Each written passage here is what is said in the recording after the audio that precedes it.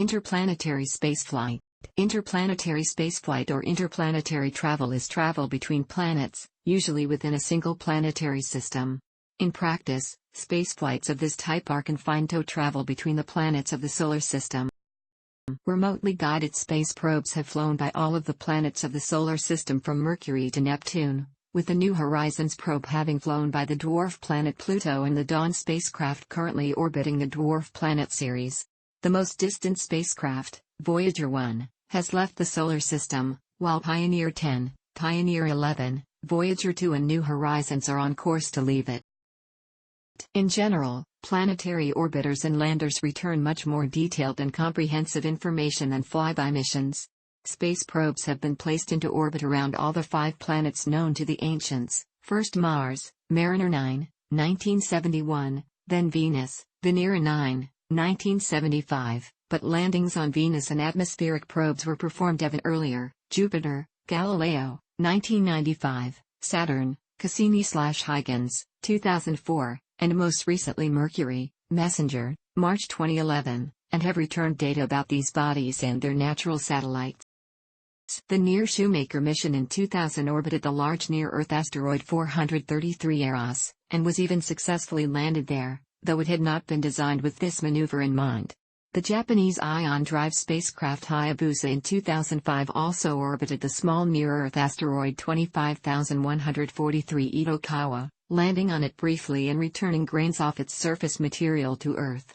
Another powerful ion-drive mission, Dawn, has orbited the large asteroid Vesta, July 2011, September 2012, and later moved on to the dwarf planet Ceres, arriving in March 2015.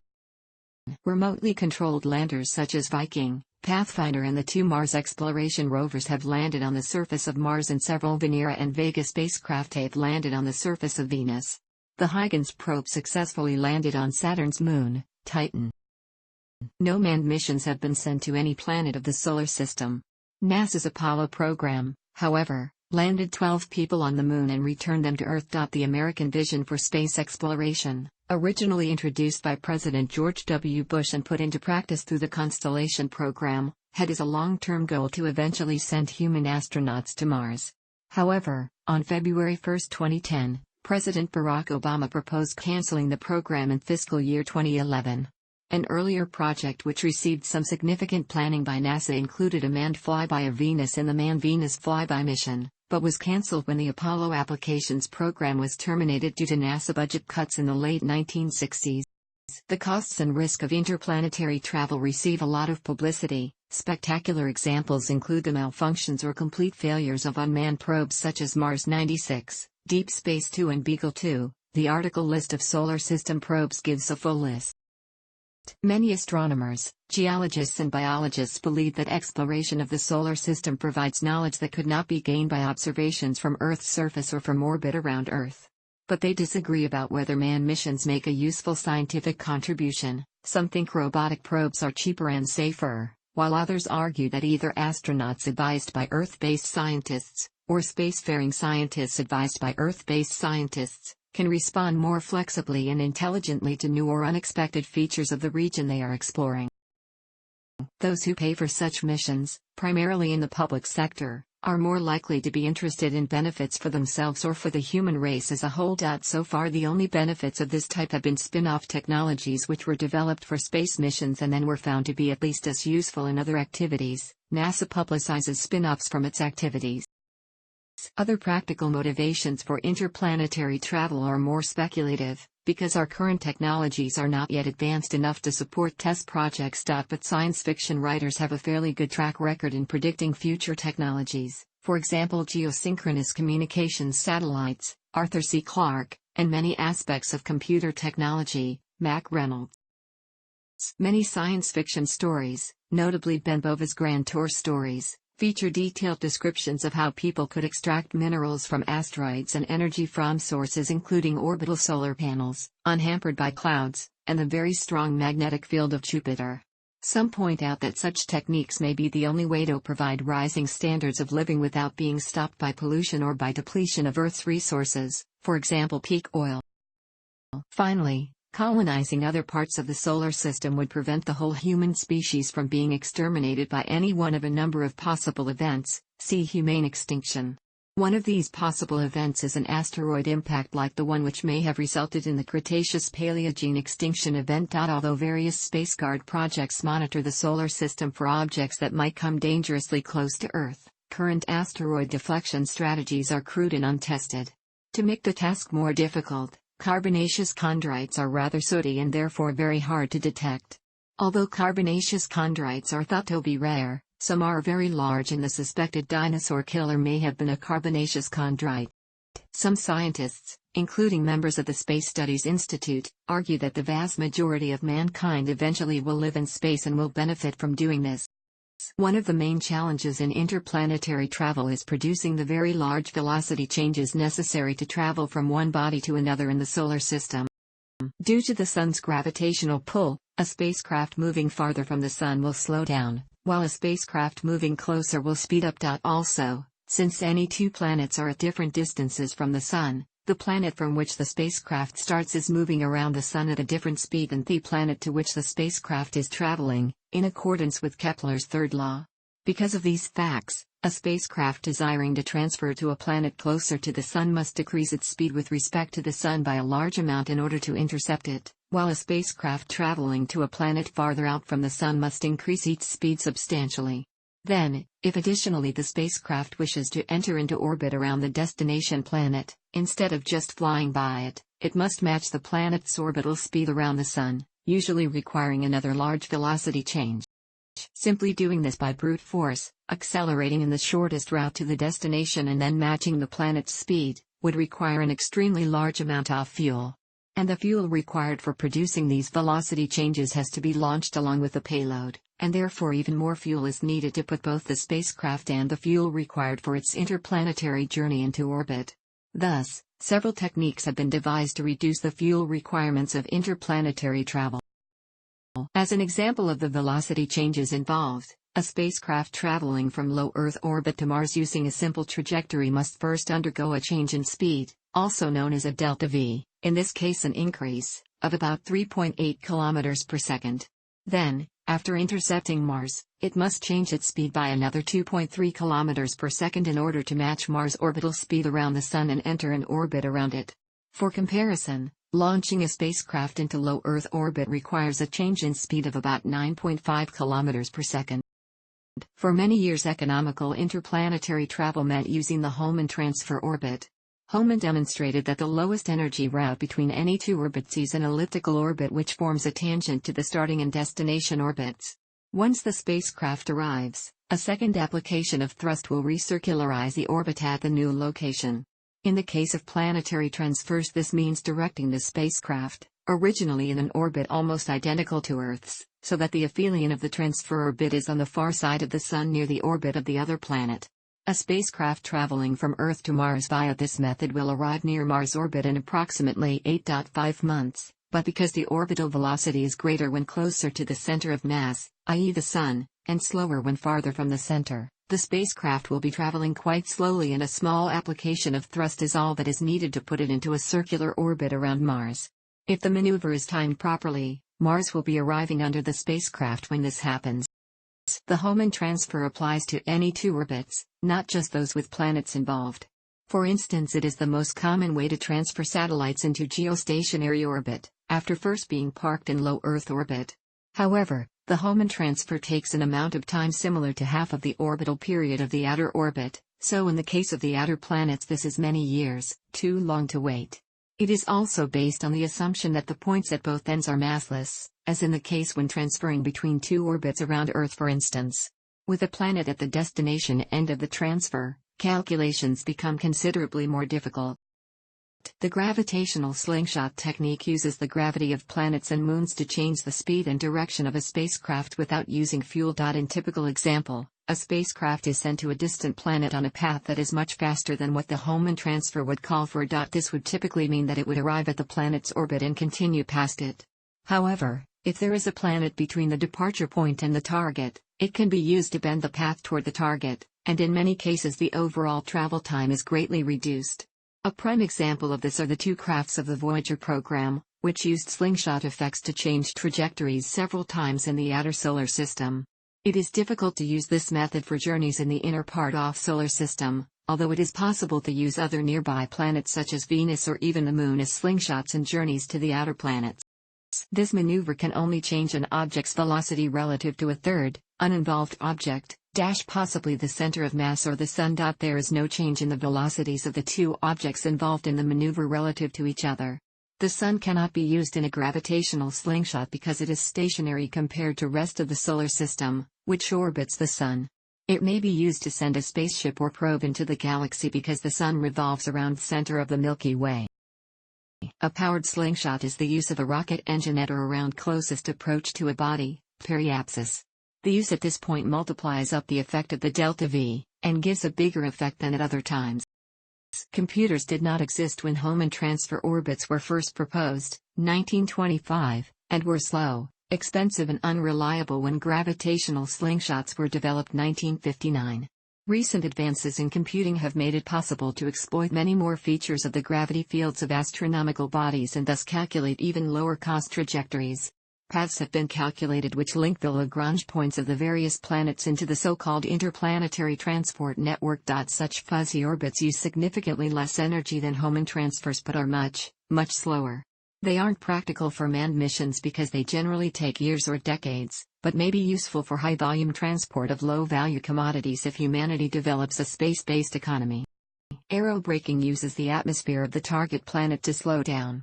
It was first used on the Apollo program where the returning spacecraft did not enter Earth orbit but instead used a S-shaped vertical descent profile, starting with an initially steep descent, followed by a leveling out, followed by a slight climb, followed by a return to a positive rate of descent continuing to splash down in the ocean, through Earth's atmosphere to reduce its speed until the parachute system could be deployed enabling a safe landing.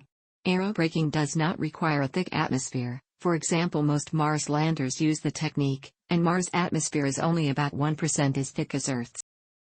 Aerobraking converts the spacecraft's kinetic energy into heat, so it requires a heat shield to prevent the craft from burning up. As a result, aerobraking is only helpful in cases where the fuel needed to transport the heat shield to the planet is less than the fuel that would be required to brake an unshielded craft by firing its engines.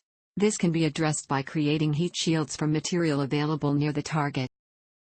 Several technologies have been proposed which both save fuel and provide significantly faster travel than the traditional methodology of using Hohmann transfers. Some are still just theoretical, but over time, several of the theoretical approaches have been tested on spaceflight missions. For example, the Deep Space One mission was a successful test of an ion drive.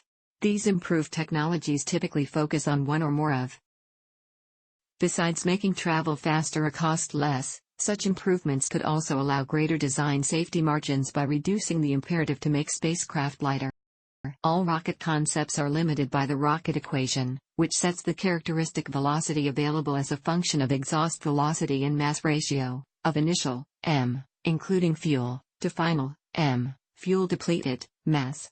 The main consequence is that mission velocities of more than a few times the velocity of the rocket motor exhaust, with respect to the vehicle, rapidly become impractical. In a nuclear thermal rocket or solar thermal rocket, a working fluid, usually hydrogen, is heated to a high temperature, and then expands through a rocket nozzle to create thrust. The energy replaces the chemical energy of the reactive chemicals in a traditional rocket engine. Due to the low molecular mass and hence high thermal velocity of hydrogen, these engines are at least twice as fuel efficient as chemical engines, even after including the weight of the reactor. The U.S. Atomic Energy Commission and NASA tested a few designs from 1959 to 1968. The NASA designs were conceived as replacements for the upper stages of the Saturn V launch vehicle, but the tests revealed reliability problems, mainly caused by the vibration and heating involved in running the engines at such high thrust levels. Political and environmental considerations make it unlikely such an engine will be used in the foreseeable future, since nuclear thermal rockets would be most useful at or near the Earth's surface and the consequences of a malfunction could be disastrous. Fission-based thermal rocket concepts produce lower exhaust velocities than the electric and plasma concepts described below, and are therefore less attractive solutions. For applications requiring high thrust-to-weight ratio, such as planetary escape, nuclear thermal is potentially more attractive.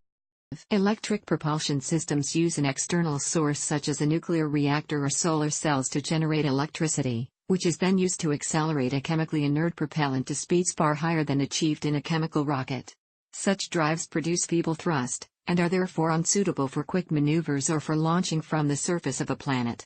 But they are so economical in their use of free action mass that they can keep firing continuously for days or weeks, while chemical rockets use up reaction mass so quickly that they can only fire for seconds or minutes. Even a trip to the moon is long enough for an electric propulsion system to outrun a chemical rocket. The Apollo missions took 3 days in each direction. NASA's Deep Space One was a very successful test of a prototype ion drive, which fired for a total of 678 days and enabled the probe to run down Comet Borrelly, a feat which would have been impossible for a chemical rocket. Dawn, the first NASA operational, i.e., non-technology demonstration, mission to use an ion drive for its primary propulsion, is currently on track to explore and orbit the large main belt asteroids 1 Ceres and 4 Vesta. A more ambitious, nuclear-powered version was intended for an unmanned Jupiter mission, the Jupiter Icy Moons Orbiter, JIMO, originally planned for launch sometime in the next decade. Due to a shift in priorities at NASA that favored manned space missions, the project lost funding in 2005. A similar mission is currently under discussion as the U.S. component of a joint NASA-ESA program for the exploration of Europa and Ganymede. A NASA Multi-Center Technology Applications Assessment team led from the Johnson Spaceflight Center, has as of January 2011 described Nautilus X, a concept study for a multi-mission space exploration vehicle useful for missions beyond low Earth orbit, LEO, of up to 24 months duration for a crew of up to 6. Although Nautilus X is adaptable to a variety of mission-specific propulsion units of various low-thrust, high-specific impulse, designs, nuclear ion electric drive is shown for illustrative purposes.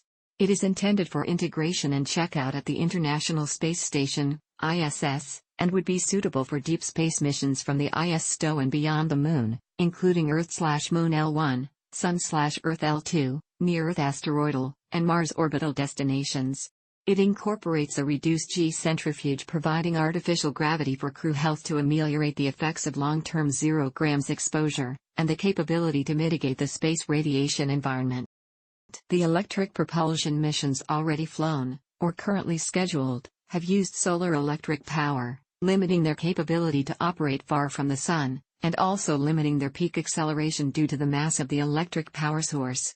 Nuclear electric or plasma engines, operating for long periods at low thrust and powered by fission reactors, can reach speeds much greater than chemically powered vehicles.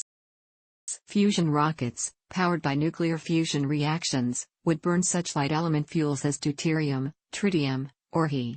Because fusion yields about 1% of the mass of the nuclear fuel as released energy, it is energetically more favorable than fission, which releases only about 0.1% of the fuel's mass energy. However, either fission or fusion technologies can in principle achieve velocities far higher than needed for solar system exploration, and fusion energy still awaits practical demonstration on Earth.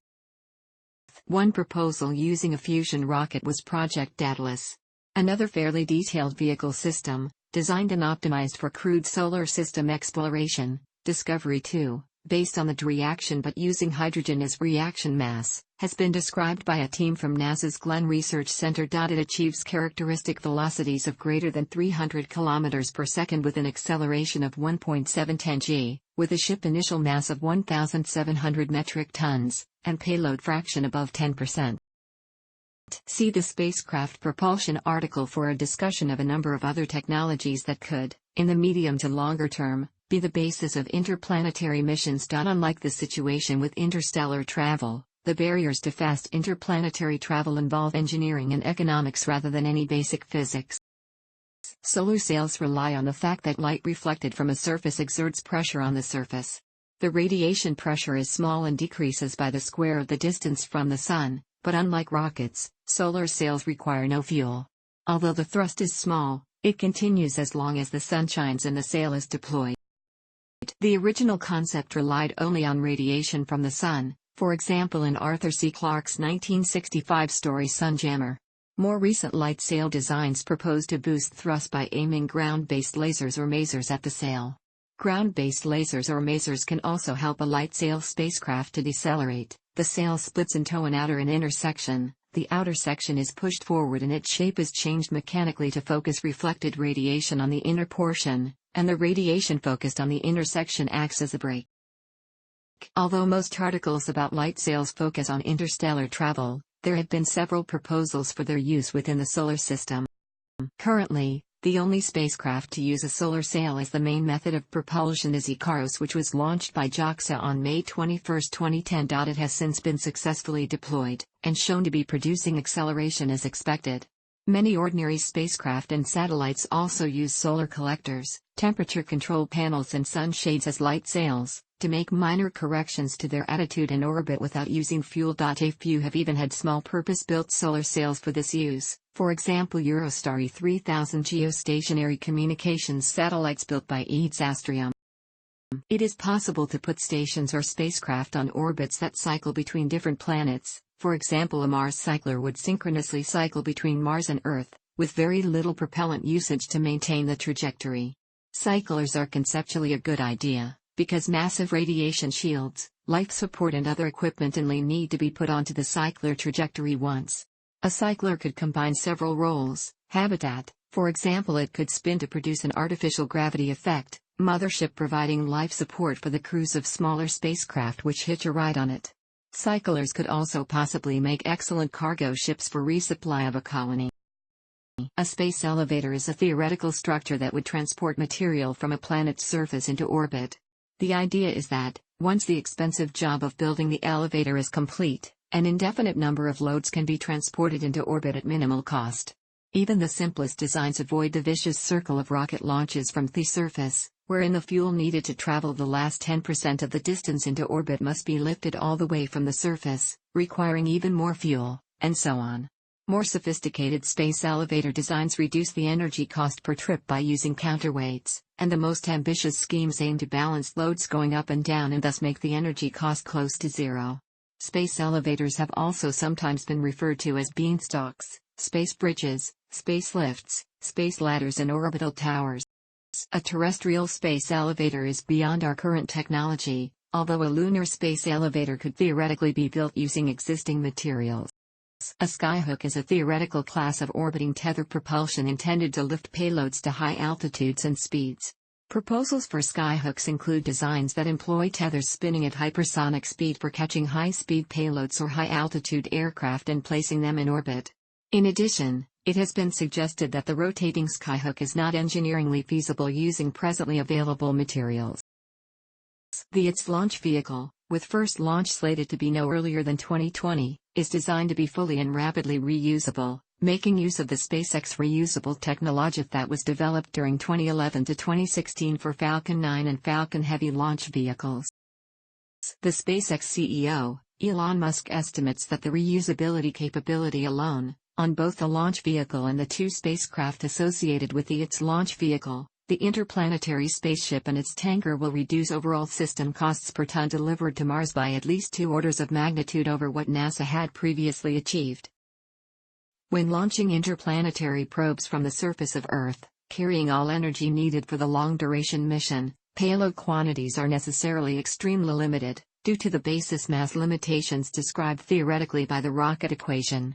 One alternative to transport more mass on interplanetary trajectories is to use up nearly all of the upper stage propellant on launch, and then refill propellants in Earth orbit before firing the rocket to escape velocity for a heliocentric trajectory. These propellants could be stored on orbit at a propellant depot, or carried to orbit in a propellant tanker to be directly transferred to the interplanetary spacecraft. For returning mass to Earth, a related option is to mine raw materials from a solar system celestial object, refine, process, and store the reaction products, propellant on the solar system body until such time as a vehicle needs to be loaded for launch.